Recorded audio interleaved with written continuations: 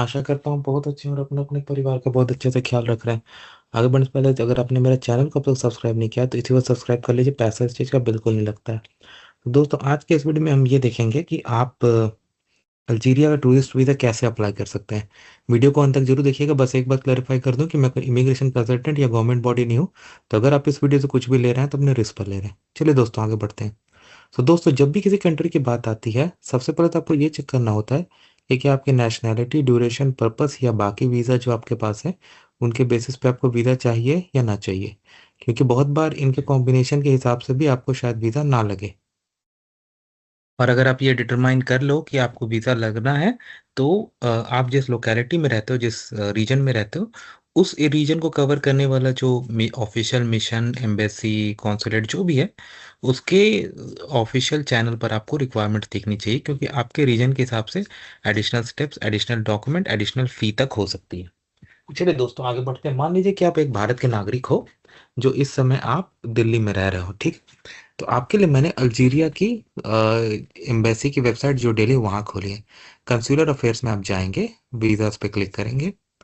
यहाँ पर वीज़ास में जाने के बाद आपका आ जाएगा। तो आपको खुद से जाके अप्लाई करना है। अप्लाई करने का टाइमिंग सोमवार से शुक्रवार 10 से 12 दिया हुआ, ये कभी भी हम लोग चेंज कर सकते हैं।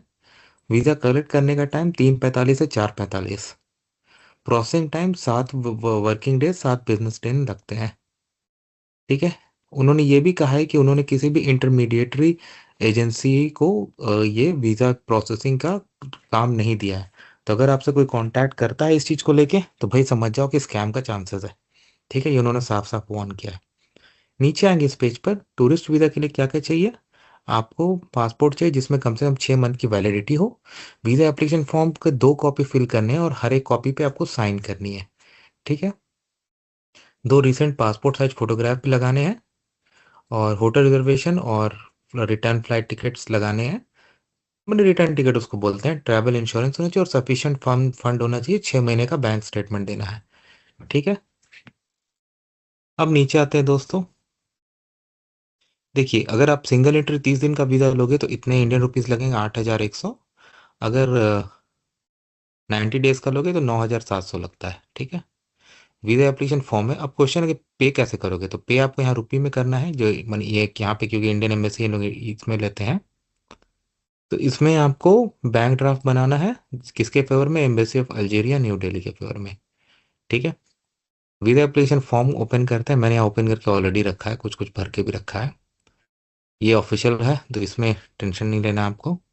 फैमिली नेम अपना डालिए, मैरिड नेम है जो डालिए, अदर नेम। और सब आपको कैपिटल लेटर्स में ही लिखना है, ठीक है। आपकी जॉब, अब ऊपर से आते हैं।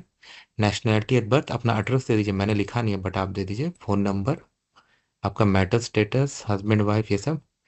तो ट्रैवल डॉक्यूमेंट जो आपका पासपोर्ट है उसका डिटेल्स दीजिए। वीज़ा आपको 30 दिन चाहिए, सिंगल इंटर तो ये ले लीजिए, 2 इंटर के लिए ये, मल्टीपल के लिए वो, उस तरह से आपको देना है। ऑक्यूपेशन डे का डिटेल देना है, अपना कंपनी का एड्रेस, फ़ोन नंबर। अगर आप ट्रांजिट कर रहे हो तो ये आपको फिलअप करना, नहीं तो छोड़ दीजिए। अगर आप मैरिड हो तो ये वाइफ का डिटेल, और हस्बैंड वाइफ जो भी, अपने स्पाउस की डिटेल और बच्चों की डिटेल जो जो एप्लीकेबल हो। आप कहाँ कहाँ रुकोगे वहाँ का एड्रेस दे दो, पर्पस जो आपका वो दे दो, कितना दिन के लिए जा रहे हो वो, और डेट ऑफ एंट्री दे दो। हाँ, 7 दिन का प्रोसेसिंग टाइम है तो उसको ध्यान में रख के देना। आप पहले कभी वहाँ गए हो तो यस करोगे तो उसकी इन्फॉर्मेशन, नहीं तो नो कर दो। यहाँ पे डेट और साइन करने हैं, ठीक है। और सब कुछ कैपिटल लेटर में देना है। तो इस तरह से करके आप वहाँ पे दे सकते हो। और अगर आप कुछ ठीक निकली तो ठीक है भाई, हो जाएगा। तो आशा करता हूँ आपको वीडियो पसंद आई। चैनल को सब्सक्राइब जरूर कीजिएगा। Thank you.